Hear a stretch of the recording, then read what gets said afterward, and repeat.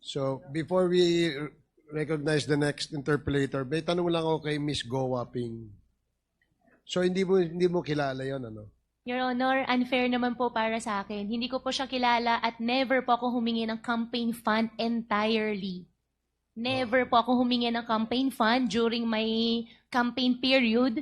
At nung video na pinakita po ni Congressman Chino po kanina, hindi ko po siya kilala.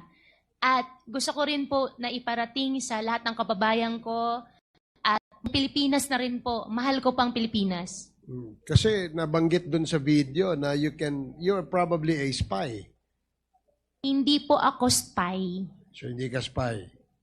Totally po, hindi po ako spy. Hindi ikaw yung nasa picture.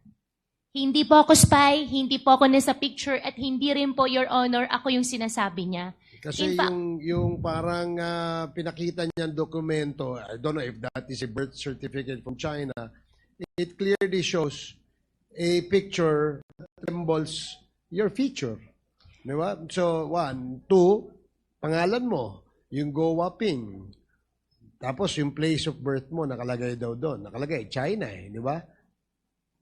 So, how will you now tell us and convince the Filipino people na ikaw ay hindi spy at ikaw ay hindi involved dito sa Pogo? Your Honor, I think our government agencies can prove din sa darating ng araw na hindi po ako spy dahil hindi naman po talaga ako spy. Secondly, yung tao po na nasa video po kanina, I'll find way para, hindi ko po alam kung paano, pero I'll talk to my lawyer, especially the network, magdidemanda po ako. Okay, sige. Thank you. The next interpellator is Congresswoman Migs Nograles. You're recognized. Thank you, have 5 Mr. minutes. Chair. Before that, sorry, Ms. Alice Go, you said you will file a case against this Cheji Zian, and you said you will tell the network. Anong network to? Per my record po, kung di po ako nagkakamali, Al Jazeera Network. Okay, Yung thank nakita you. ko po kanina. Pero babalikan ko po kung tama po yung naisulat ko po, Your Honor. Thank you.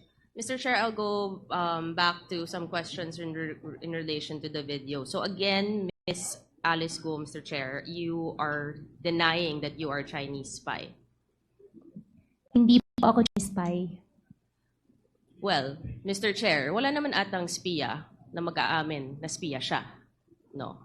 So, it really begs the question. But anyway, alam nyo ba, Ms. Go, na itong si She Zhejiang, na umamin na Chinese spy siya, na sinabi naman niya, kilala ka niya, ay inamin niya na dito siya na-recruit sa Pilipinas. Your Honor, I cannot answer your question dahil hindi ko po siya kilala. So, to put in record, this video showed, mahaba kasi to, it's an excerpt of the video, that inamin niya na recruited siya dito sa Pilipinas. In fact, can we show lang na nagpakita siya ng picture na nandito siya sa Pilipinas. I think it's one of the recruiters. Kung pwede lang natin mapakita yung picture na yon.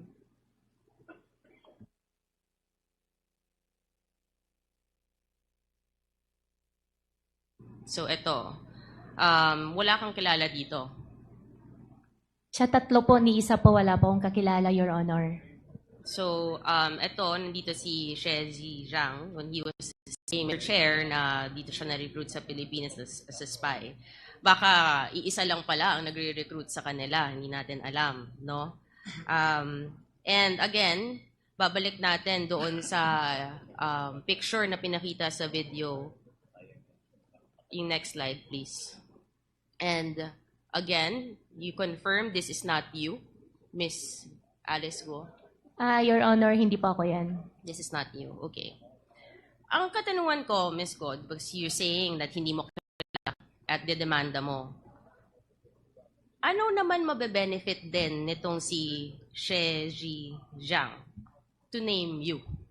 Your Honor, I think it's better for you to ask him. Kasi siya po yung naglabas ng video, so siya po nakakaalam ano yung makakapag-benefit po sa kanya. Definitely, hindi pa ako spy.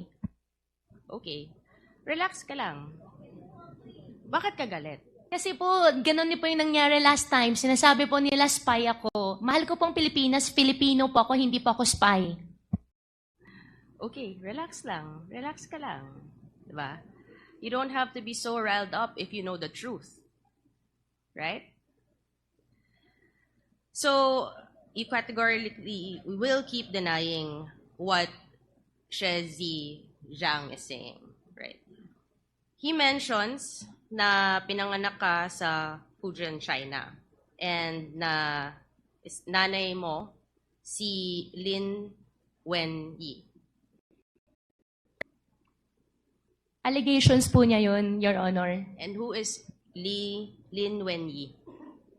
Your Honor, Lin Wenyi is a partner of my father. And about my citizenship naman po, I think there is already I'm not asking court anything about your na po. citizenship. I'm just asking who Lin Wenyi is. Pinapangunahan mo ako sa mga ko. Hindi ko naman tinatanong. Masyado kang defensive. You know, mga actuations mo, medyo, it's showing something, Miss Guo. So, itong address mo na pinakita, pakita natin yung picture ulit. Yung address nito, Mr. Chair, is apparently the local address of the Chinese Communist Party. Sigurado ka, hindi mo namimiss to? Walang memories? Never ko po nakita, Your Honor.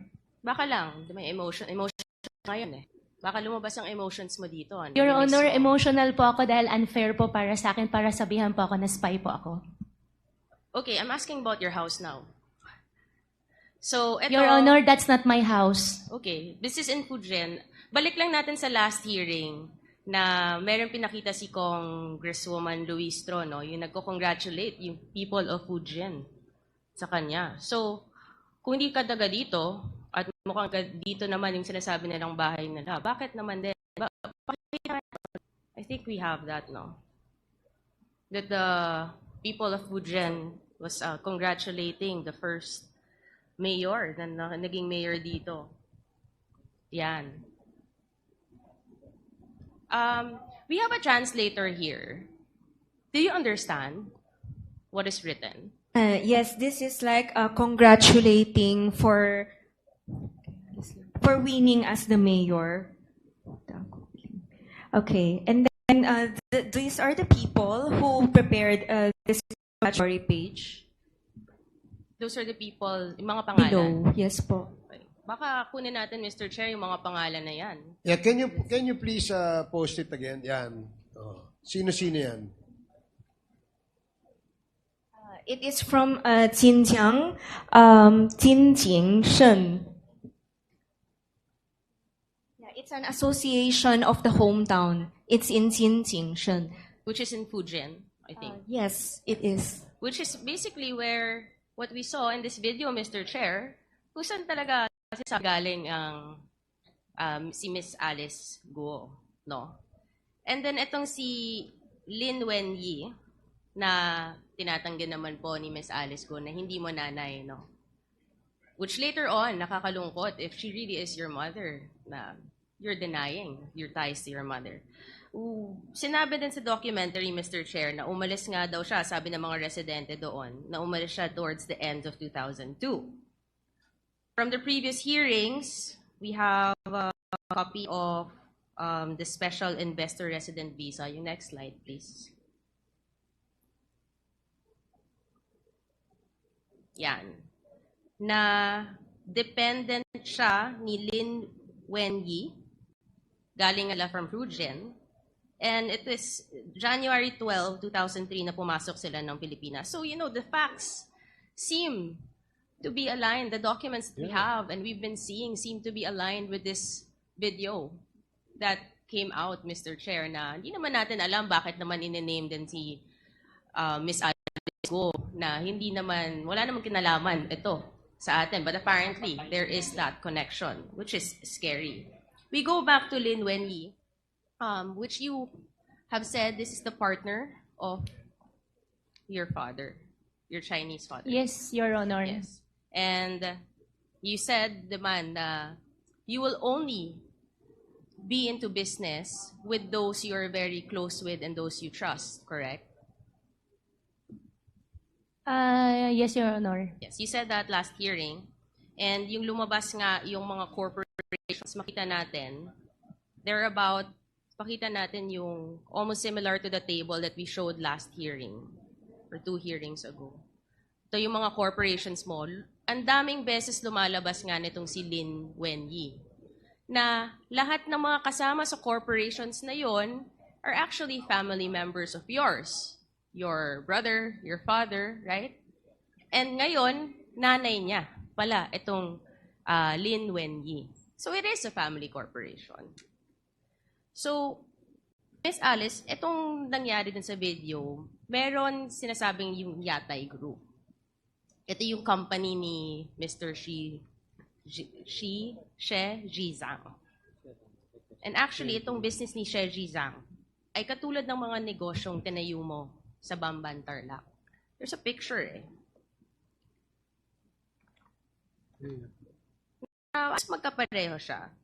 And do you know that etong si She Zhizang, link yung mga businesses niya. Kaya nga siya nasa Thailand ngayon eh. With human trafficking, extortion, and cyber scams. Which are the very same crimes na tinitingnan natin ngayon, Mr. Chair, na nangyayari sa mga illegal POGO operations dito. If I may be allowed to play an excerpt of that video again, Mr. Chair, to show what's happening in Myanmar. Please proceed.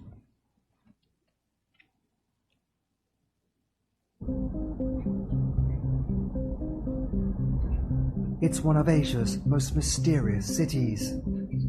A pulsing boomtown in a war-torn region of Myanmar. See really just how close it is to Thailand, with just this tiniest river that separates them. Across the border is Yatai New City.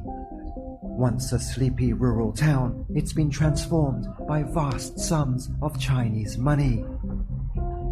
Judah Tanner used to run a school near where the neon-lit buildings now stand. It really is Myanmar's version of Las Vegas or Macau. Just a few years ago, it was rice fields and fields. Basically, overnight, we've just seen it erupt into this city that just goes as far as the eye can see. It's Lunar New Year.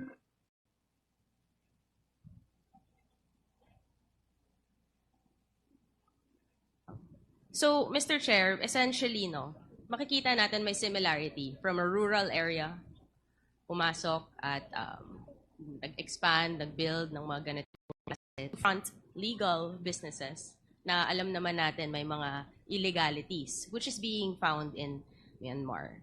And ito yung sinabi ng Chinese spy na si She Zhizang.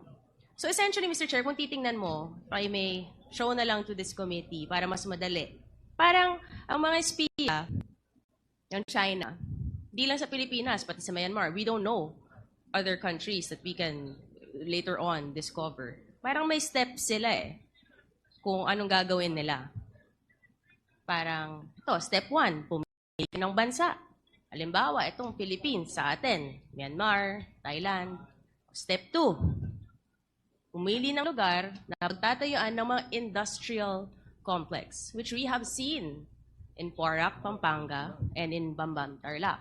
Step 3, maghanap ng mga dayuhang Chinese na mumumuhanan na tutulong magtayo ng negosyo. Kita natin, yung kapatid ni Michael Yang, nakatanggap halos 2 billion pesos mula 2018 hanggang 2021. Si Zhang Yujin, na nakita natin guilty sa Singapore para sa kasong money laundering na incorporator ng Baofu. At yung si Jiang Zhongguo, yung ama ni Guo, na incorporator din, na sinasabi nga niya, yun ang simula, di ba? Na nagpondo rin sa kanya sa mga businesses. There's this trend, Mr. Chair, no? Na galing sa Chinese, nagsisimula, or kung grandfather man, ganito yung mga paulit-ulit na kwento eh. Then there's step 4. Kukunin ang mga loob ng mga residente at gawing dummies. Nakita natin, I think, di ba may mga nag-surrender, I think over the last few days, Mr. Chair. Itong si Thelma Laranan, Rowena Evangelista. Tindahan sila ng mga gulay, no?